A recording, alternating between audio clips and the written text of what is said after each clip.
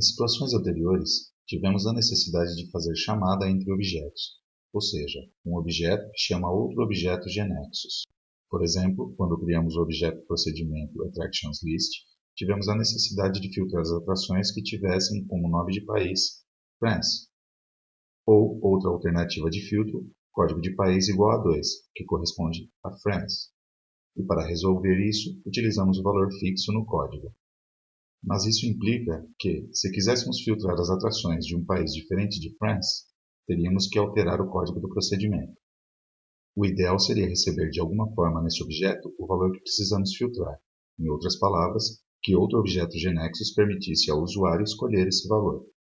E na sequência enviasse como parâmetro o valor para o objeto procedimento, para que este exiba as atrações filtrando o país com o valor recebido. Veremos na continuação, mediante este exemplo, como implementar a comunicação entre objetos GNexus. Para iniciar, devemos criar um objeto que seja capaz de oferecer uma tela para pedir valores ao usuário e fazer alguma coisa com esses valores. O objeto que permite isso é o WebPanel, que estudaremos em detalhe mais adiante. Neste momento, digamos que se trata de um painel visual muito flexível que permite solicitar dados ao usuário, exibir informações da base de dados ou de outras fontes, entre outras coisas. Por exemplo, o WorkWith de atrações foi desenvolvido automaticamente pelo GNexus como um objeto WebPanel. Então, vamos criar um objeto WebPanel com o nome de Enter Attractions Filter.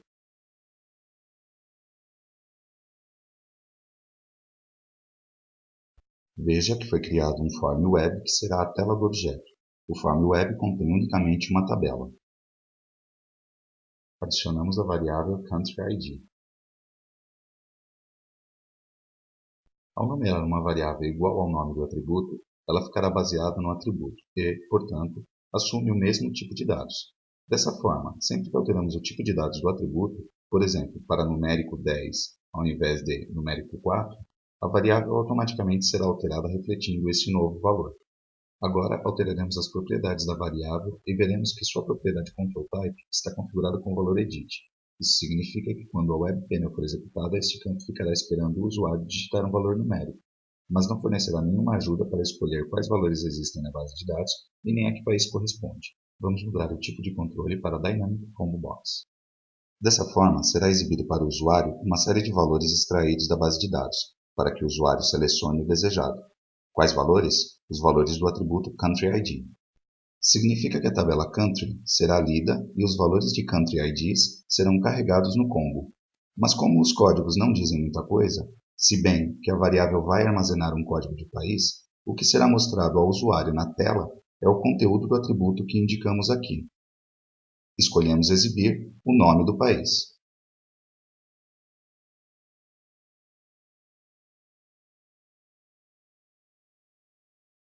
E podemos ver que aparece uma pequena flecha indicadora de combo.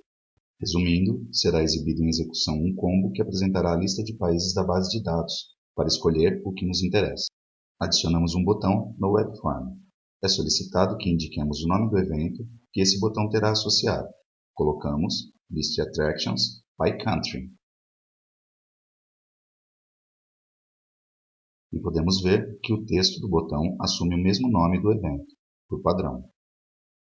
Se posicionamos sobre o botão, pressionamos o botão direito e escolhemos Go to Event, podemos ver que foi criado um evento com esse nome.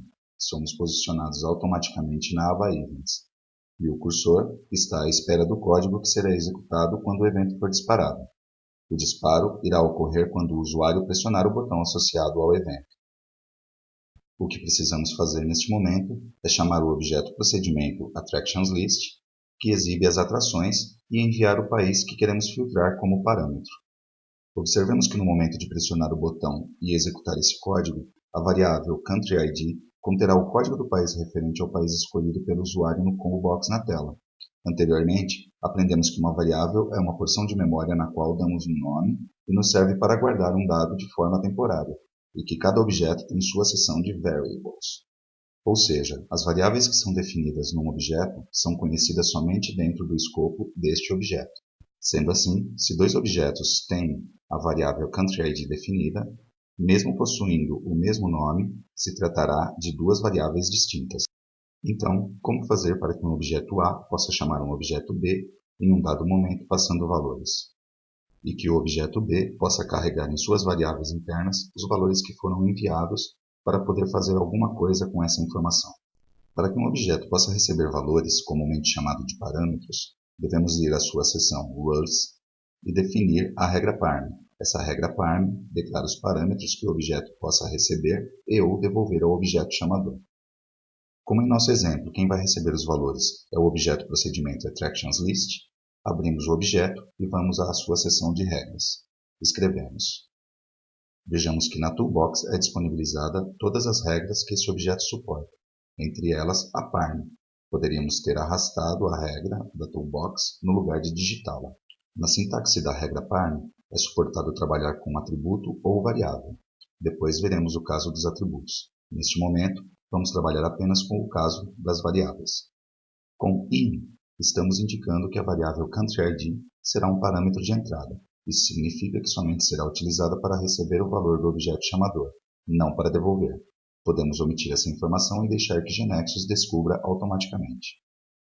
Digitamos o nome da variável, mas não temos ela como variável no objeto. Para fazer isso, uma das formas é posicionarmos o cursor sobre o nome, acionar o botão direito do mouse e escolher Add Variable.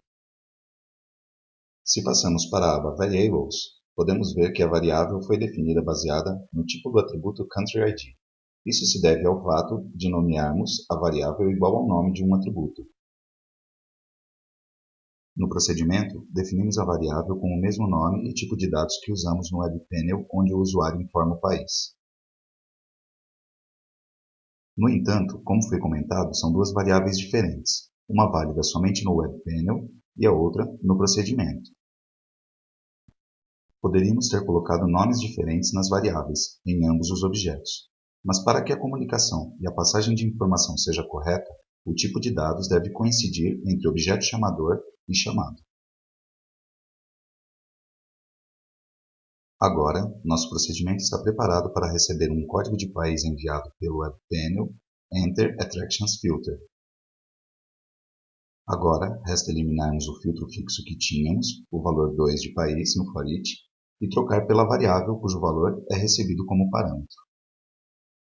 Observemos que, ao ter definido a regra parm dessa forma, de agora em diante, qualquer objeto que chame o procedimento poderá e deverá passar o valor do código do país. Este procedimento já não poderá ser chamado sem enviar um valor desse tipo. É por esta razão que o procedimento AttractionsList não aparece mais no Developer Menu. No caso do webpanel, tínhamos esse valor numa variável, mas se tivéssemos o dado num atributo, incluiríamos dentro do parênteses o atributo correspondente. Também poderíamos passar diretamente um valor, e no caso de ter que passar dois ou mais valores, enviaríamos vários atributos, e ou valores explícitos, e ou variáveis separadas por vírgula. Esses parâmetros também são declarados na regra parm de forma ordenada e separados por vírgulas. Evidentemente que um objeto que não recebe parâmetros não deve declarar a regra parm. Vamos testar o que foi feito. Aperte F5. O procedimento AttractionsList já não aparece no Developer Menu. Agora, somente podemos chamá-lo através do webpanel. No combo do país, escolhemos France e pressionamos o botão. Ao escolher o valor France no Dynamic Combo, internamente foi selecionado o valor do código France, nesse caso o valor 2, e esse valor é o que se envia no procedimento AttractionsList. O relatório é executado, mostrando somente as atrações do país France.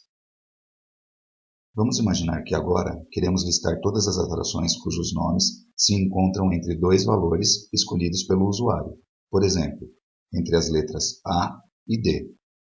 Para isso, vamos adicionar no webpanel que criamos previamente a possibilidade do usuário informar um nome inicial e um nome final, para que, pressionando um botão, chame um relatório que exiba todas as atrações turísticas cujos nomes se encontram dentro deste range. Vamos até o webpanel Enter Attractions Filter e adicionamos uma tabela com duas variáveis. Attraction Name From, baseada na definição do atributo Attraction Name,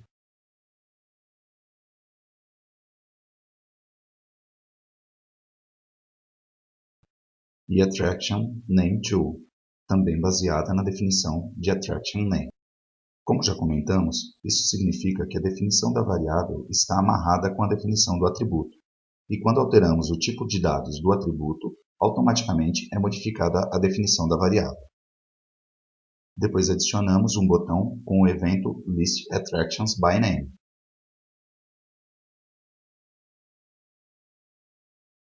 Posicionamos no botão que acabamos de adicionar, pressionamos o botão direito e escolhemos GoToEvent. Temos que chamar dentro do evento o procedimento que imprimirá as atrações turísticas do range. Já tínhamos o relatório AttractionsList, mas que recebia por parâmetro o código do país, não o range de nomes. Vamos salvá-lo com um outro nome, AttractionsByName, e alterar sua regra parm para que agora receba dois parâmetros de entrada, a variável NameFrom e a variável NameTo. Temos que defini-las como variáveis e especificar o tipo de dados. Clicamos com o botão direito sobre a primeira variável e pressionamos Add Variable. E editando suas propriedades, baseamos sua definição no atributo AttractionName. Fazemos o mesmo com NameTo.